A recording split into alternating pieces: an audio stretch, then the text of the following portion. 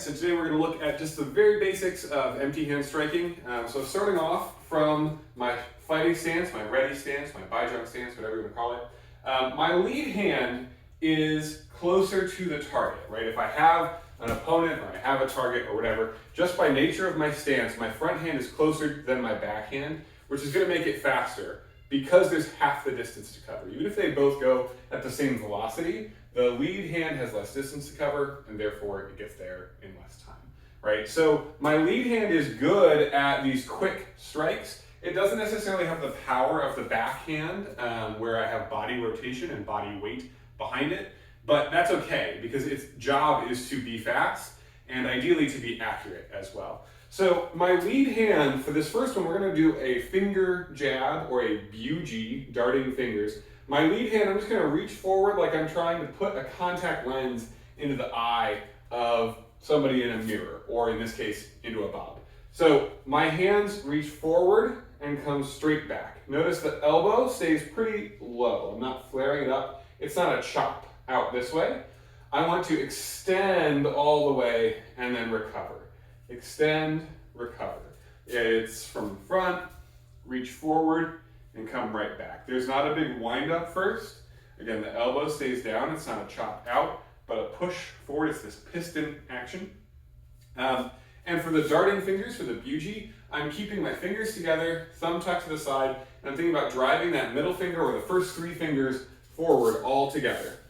So all together, out, and then right back in. I want to avoid telegraphing either in the beginning, where I wind up and then poke.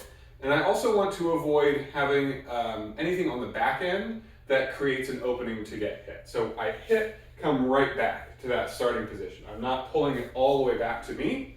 I'm not dropping the hand down. I'm not doing something else that would be weird. Right from where I am, extend, and then come right back. Extend, poke forward, come right back. So facing forward, the buji, dart, and then come right back. Dart, come right back. Hit, and come back. Hit, and come back. And then when I'm done, that bijong stance, that fighting stance, is still in that same position. I'm not letting this creep further and further back in. Because remember, the only way that it is faster is because it has less distance to cover. So if I hit and then draw it all the way back, I'm losing a lot of that advantage. The second variation we call a flicker jab rather than a finger jab. So for the flicker jab, I'm going to hit and then immediately cover. This combines a little bit of offensive and defensive work where I'm hitting and immediately covering up my face with my elbow as a defensive cover. So I hit, cover. The arm doesn't pull back, it just folds. So that the point of my elbow comes up around where my nose would have been to give me a shield, to give me like a face mask.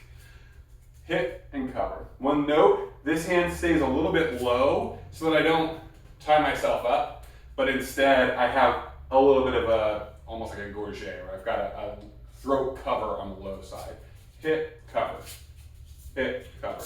And then from there I can come back to neutral, or you can combine with other hits. It works in the combinations as well. But so far we've got finger jab, buji, flicker jab. Last one is just going to be the jab, just like a straight up jab punch. Same idea, I'm just going to close the fist. So making a fist, curling in from the pinky first, nice and tight, so that I don't have a lot of extra give here. Thumb is going to lock over the top.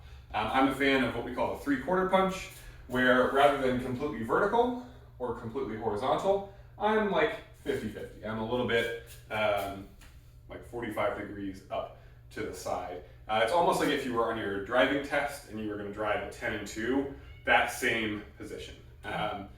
This allows you to keep good alignment between the knuckles and the elbow. What I want to avoid is any kink in the wrist, because if I have a break in that structure, that's where it's probably going to suffer impact damage when I make hard contact. So when I'm punching, I want a straight line from the elbow, from the knuckles all the way down to the shoulder. If I bend, some other bend, that's probably going to be an injury for me. So I'm trying to, by this 3/4 punch, it helps to minimize both the bending this way and the bending this way. Extend, come right back.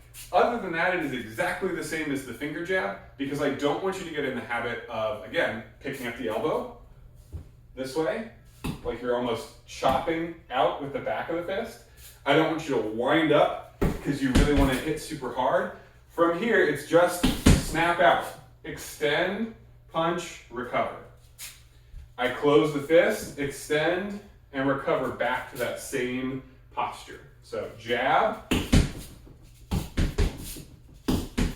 finger jab, and this could be the eyes. It also works really well to the throat. And then flicker jab, I'm covering up after I throw the initial strike.